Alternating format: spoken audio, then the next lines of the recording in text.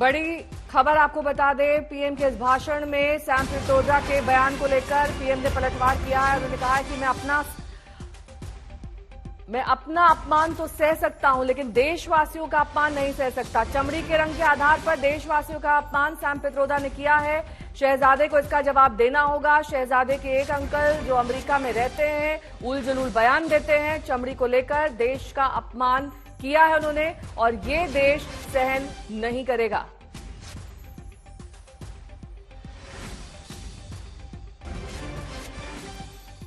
शहजादे को इसका जवाब देना होगा। प्रधानमंत्री ने कहा कि यहां पर वर्ण यानी कि रंग के आधार पर भेदभाव नहीं किया जाता है और ऐसे में सैम पित्रोदा का ये बयान बेहद शर्मनाक है। देशवासियों का अपमान सैम पित्रोदा ने किया है, उसका जवाब शहजादे को देना होगा।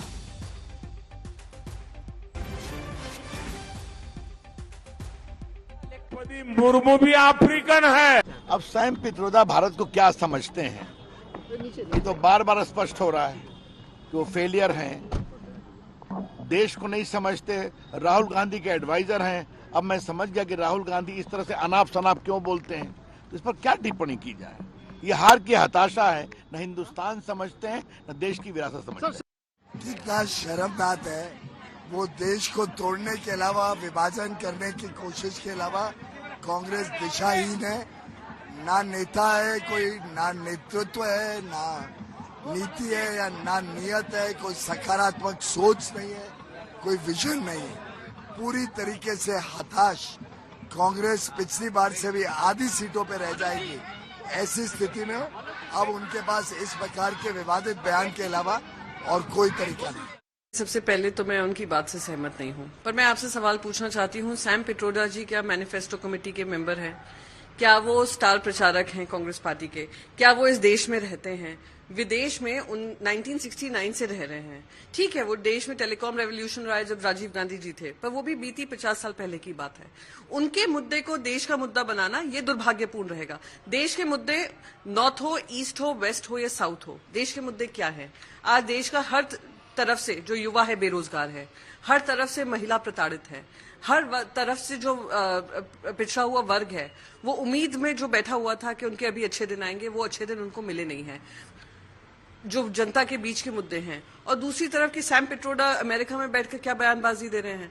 ना हमें उससे कोई लेना देना है, ना ये देश का मुद्दा है, और ना ये देश उनकी कही हुई बातों पे किसी तरीके का रिएक्शन देना चाहेगा या प्रश्न चिन्ह उठाएगा। प्रश्न जो भी है प्रधानमंत्री नरेंद्र मोदी जी से है, भारतीय जनता पार्टी से। और अब आपको सैम पित्रोदा का वो बयान दिखाते हैं जिसको लेकर देश भर में बवाल मच गया। We have survived 70 years, 75 years in a very happy environment where people could live together, leaving aside few fights here and there.